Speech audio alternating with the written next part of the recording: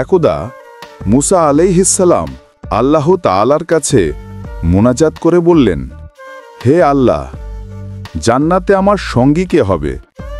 দুনিয়াতেই তার সাথে আমার সাক্ষাৎ করিয়ে দিন। তখন জিবরাইল আলাইহিসসালাম আগমন করলেন এবং বললেন, হে মুসা, অমুক এলাকার অমুক কসাই ব্যক্তিই হবে তোমার জান্নাতের সঙ্গী। এ কথা শুনে মুসা আলাইহিসসালাম কিছুটা বিস্মিত হলেন এই ভেবে যে তার মতো নবীর জান্নাতের সঙ্গী হবেন সাধারণ একজন কসাই। তার জানার আগ্রহ হল যে কসাই লোকটি কি এমন আমল করে যার বদলতে জান্নাতে সে নবীর পাশাপাশি অবস্থানের থাকার মর্যাদা লাভ করবে।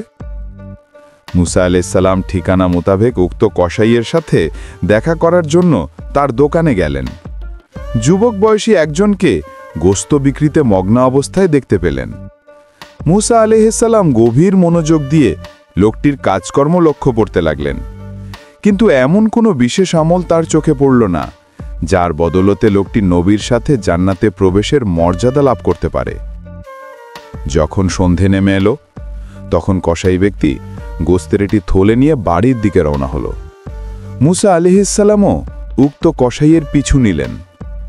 নিজের পরিচয় গোপন করে তার বাড়ির মেহমান হবার আবেদন করলেন। কসাই লোকটিও রাজি হয়ে গেল। কসাই বাড়িতে পৌঁছে নিজ হাতে খাবার তৈরি করল। তারপর ঝুলন্ত একটি ঝুড়ি নামালো যাতে একটি বৃদ্ধা ছিল। বৃদ্ধাকে ভালো করে গোসল করালো, তারপর তাকে নিজ হাতে খানা খাওয়ালো। খানা শেষ হলে বৃদ্ধাকে আবার আগের স্থানে রেখে দিল। মুসা আলাইহিসসালাম লক্ষ্য করলেন উক্ত বৃদ্ধা বিড়বিড় করে কি যেন বলছে। বয়সের ভারে নুব্জ উক্ত বৃদ্ধার মুখের জড়তার কারণে তার অস্পষ্ট সেসব কথা পরিষ্কারভাবে বোঝা যাচ্ছিল না।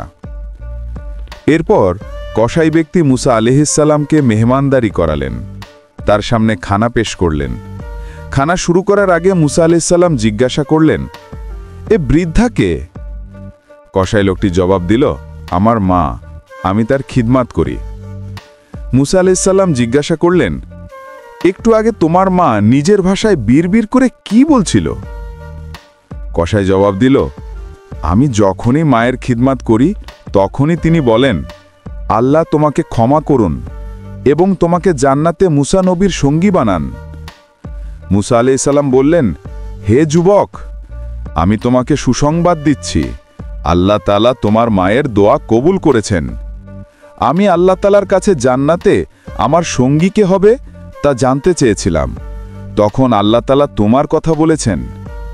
আমি তোমার পরিচয়ের জন্য তোমার পিছু নিয়েছিলাম, কিন্তু আমি তোমার মাঝে মায়ের খিদমাত ছাড়া কোনো বিশেষ আমল খুঁজে পাইনি। এর মানে হলো মায়ের খিদমাতের পুরস্কার হিসেবে আল্লাহ তাআলা তোমাকে জান্নাতে আমি মুসার সঙ্গী হবার নিয়ামত দান করেছেন।